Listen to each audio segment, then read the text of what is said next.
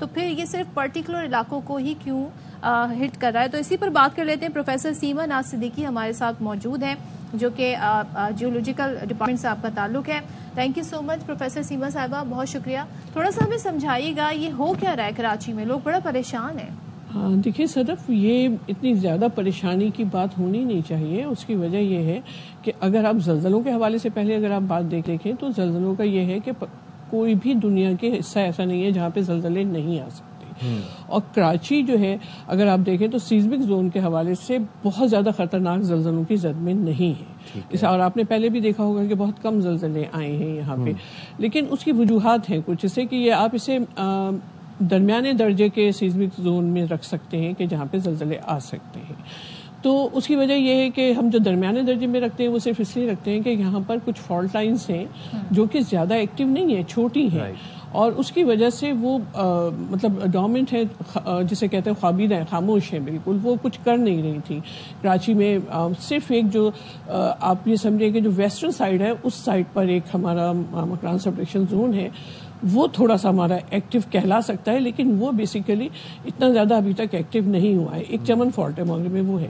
لیکن ابھی جو آپ بات کر رہی ہیں کہ جی پچھلے دنوں جو زلزلے آ رہے ہیں وہ کیوں آ رہے ہیں, اس پہ ہم بات کر لیتے ہیں. تو ایکچولی مسئلہ یہ ہے کہ یہ جو جیولوجیکل پروسیسز ہوتے ہیں یا پلیٹس ٹیکٹونکس جو ہوتی ہیں, ان میں جو موومنٹ ہوتی ہے پلیٹس کی وہ صدیوں میں جا کے ہوتی ہے. یہ نہیں ہوتا کہ چند 100 سال میں, نہیں, بلکہ اس سے بھی زیادہ سالوں میں ہوتی ہے. تو ابھی تک جو چیز ان ایکٹیو تھی اس کا مطلب یہ نہیں ہے کہ وہ ہمیشہ ان ایکٹیو رہے گی, کبھی نہ کبھی وہ ایکٹیو ہو سکتی ہے. تو اس کی 2-3 وجوہات ہمیں نظر آ رہی ہیں کہ یا تو یہ ہوا ہے کہ بلو دا ارتھ کوئی ہمارا جو فالٹ ہے, فالٹ بیسیکلی دراڑ ہوتی ہے, وہ دراڑ جو ہے اس پہ جب پریشر جمع ہو جاتا ہے تو وہ پھر پریشر نکلنے کی کوشش کرتا ہے. ہاں جی بالکل, وہ ریلیز ہوتا ہے. جب وہ ریلیز ہوتا ہے تو اس سے وہ جھٹکے آتے ہیں.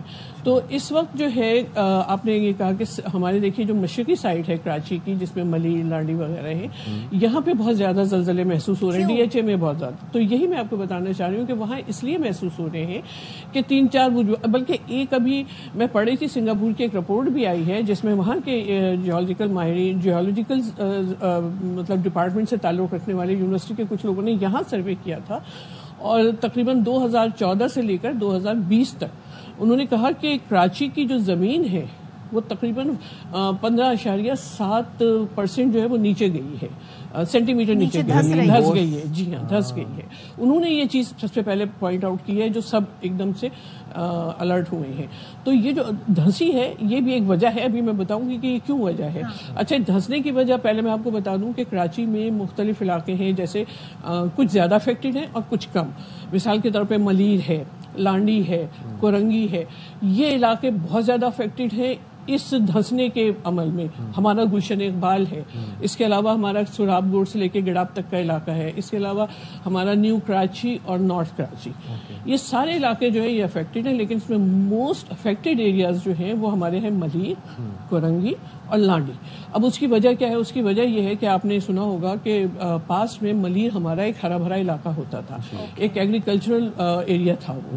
تو اور دوسرے یہ کہ کراچی میں ان ایریاز میں جو ہماری سوائل ہے وہ بیسیکلی سینڈی ہے اور لومی ہے, یعنی چکنی مٹی پہ مشتمل ہے یا ریت پر کوسٹل ایریا ہے نا, ہاں اس پر مشتمل ہے اس علاقے کی مٹی. اب جب دھنسنے کا عمل ہوتا ہے اس میں 3-4 پروسیسز ہوتے ہیں. سب سے پہلا پروسیس تو یہ ہوتا ہے کہ جو زمین کے نیچے پانی ہوتا ہے, انڈر گراؤنڈ واٹر یا آب زمین دوز جسے ہم کہتے ہیں, اسے جب سک کر لیا جائے تو نیچے خالی جگہ بن جاتی ہے. جب وہ خالی جگہ بنتی ہے تو وہاں الٹیمیٹلی وہاں پہ سبسیڈائز ہوتی ہے زمین کی, ہاں زمین جو ہے وہ نیچے گرتی ہے. تو یہ علاقے وہ ہیں جو پہلے ایگریکلچر سٹی تھے, وہاں پہ یہ پانی بہت زیادہ نکالا جا رہا ہے نیچے سے, اور نہ صرف ڈومیسٹک پرپز کے لیے بلکہ وہاں پہ جو انڈسٹریل پرپز جو ہے اس کے لیے بھی. میں سیما صاحبہ اسی سے طرف آنا چاہ رہا تھا کہ اب جو زیر زمین پانی نکالنے کا موجودہ نظام ہے وہ کس حد تک متاثر ہو چکا ہے؟ جی بہت زیادہ. جبھی تو یہ آپ دیکھیں نا سبسیڈائز ہو رہی ہے, زمین بالکل نیچے جا رہی ہے, اس سے کہ بہت زیادہ پانی نکالنے لگے ہیں. اور اس کے بہت سارے فیکٹر ہیں کہ ایک تو ضرورت ہے ہمارے یہاں پانی کی, دوسرے موسم کا ہمارے جو. تو ایک چیز بتا دیں, کیا اس سے کوئی بڑا خطرہ کی طرف تو نہیں جا رہا؟ دیکھیں وہ ایک شعر ہے نا کہ وقت کرتا ہے پرورش برسوں, حادثہ ایک دم نہیں ہوتا, آہستہ آہستہ آہستہ آہستہ. اب ہم اس اسٹیج پہ آ گئے ہیں کہ ہمیں جھٹکے محسوس ہو رہے ہیں.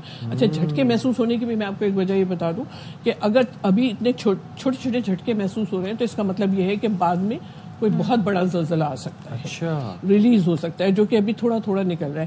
لیکن خوش قسمتی سے اور اللہ پاک کی مہربانی سے قدرت کہ کراچی ایک ایسی جگہ پر واقع ہے اور ایسی مطلب آپ ہی سمجھیں کہ لیتھولوجی پر مشتمل ہے.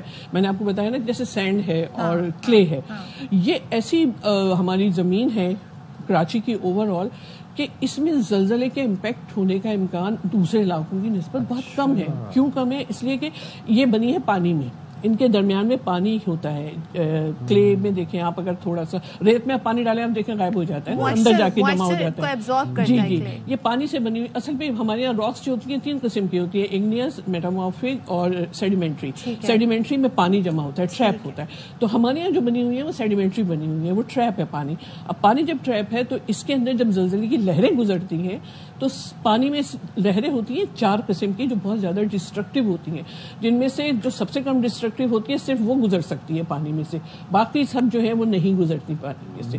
اگر آپ کو یاد ہو بہت پہلے ایک زلزلہ آیا تھا جو بالکل ایسے سینٹر میں آیا تھا اور کراچی بالکل افیکٹڈ نہیں ہوا تھا, جبکہ احمد آباد پورا الٹ گیا تھا. ٹھیک ہے, تو اس میں یہ ہوا تھا کہ جب ریسرچ ہوئی تو پتہ یہی چلا کہ یہ جو زلزلہ آیا تو لہریں جو تھی کراچی کی طرف جو آئی, چونکہ پانی ٹریپ ہے ہماری چٹانوں میں, تو اس میں سے نہیں گزر سکتا. کہ اس پہ ہمیں کچھ کرنا ہوگا. جی ہاں بالکل, ہمیں اس کے لیے بہت سارے کام کرنے ہوں گے, اور یہ جو سبسیڈائز ہو رہا ہے اس کے لیے تو حکومت کو اور ہم سب کو جہاں تک ہمارا ہاتھ جاتا ہے بہت زیادہ سب سے پہلے تو وہاں سے پانی نکالنا جی بالکل نہیں, پانی نکالنا نہیں, پانی نکالنا بند ہونا چاہیے. ایک سسٹم ہونا چاہیے باقاعدہ کہ جتنا پانی نکالا جا رہا ہے اتنا ہی ریچارج کیا جائے, اس کو ریچارج ویلز بنائے جائیں تاکہ اتنا ہی اندر جائے. جس کا دل کرے بورنگ اور پمپنگ کرے. یہ جو بارش ہوتی ہے پانی ضائع ہوتا ہے, اگر ہم جہاں پہ بورنگ کروا رہے ہیں ساتھ میں ایک ریچارج ویل لگا لیں, وہی بورنگ سسٹم ہمارا جو وہاں پہ ریچارج کر سکتا ہے, تو اسی کو بنا لیں تو وہ پانی وہاں پہ آ جائے گا, تو وہ ختم ہوگا. اس کے علاوہ بعض جگہ پر ہمارے یہاں یہ جو تعمیرات ہو رہی ہیں بالکل وداؤٹ اینی منصوبہ بندی آپ کہہ لیں کہ